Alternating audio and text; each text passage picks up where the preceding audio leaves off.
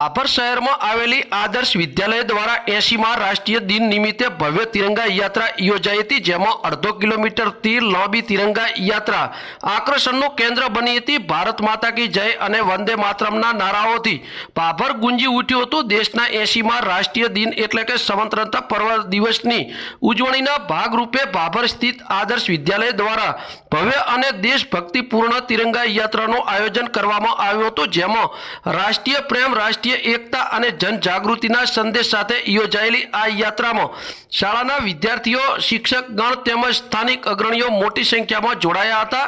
તિરંગા યાત્રા શાળાના પ્રાંગણમાંથી પ્રસ્થાન કરીને ભાભર શહેરના વિવિધ મુખ્ય માર્ગો ઉપરથી પસાર થઈ હતી। આશરે અડધો કિલોમીટર લાંબી આ યાત્રા શહેરમાં આકર્ષણનું કેન્દ્ર બની હતી। હાથમાં રાષ્ટ્રધ્વજ લહેરાવતા વિદ્યાર્થીઓએ ભારત માતા કી જય અને વંદે માતરમ જેવા દેશભક્તિના નારાઓથી સમગ્ર ભાભર શહેર ગુંજી ઉઠ્યું હતું। સમગ્ર વાતાવરણ દેશભક્તિના રંગે રંગાઈ ગયું હતું। આ યાત્રા દરમિયાન વિદ્યાર્થીઓએ દેશની એકતા, અખંડતા અને રાષ્ટ્રધ્વજના સન્માનનો સુંદર સંદેશ આપ્યો હતો। શાળાના આચાર્ય શ્રી તથા ટ્રસ્ટી મંડળ દ્વારા વિદ્યાર્થીઓને રાષ્ટ્રીય મૂલ્યો, સ્વાતંત્ર્ય સેનાની બલિદાન અને દેશ સેવાની પરંપરા અંગે પ્રેરણાદાયી માર્ગદર્શન આપવામાં આવ્યું હતું।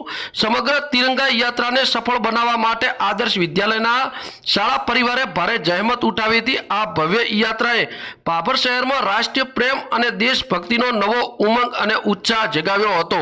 બ્યુરો રિપોર્ટ, બનાસની અસ્મિતા, ભાભર સુઈગામ, વાવ, થરાદ। Okay sir. તો આજ રોજ આદર્શ વિદ્યાલય ભાભર ખાતેથી ભાભરની અંદર ભવ્ય તિરંગા યાત્રા કાઢવામાં આવી।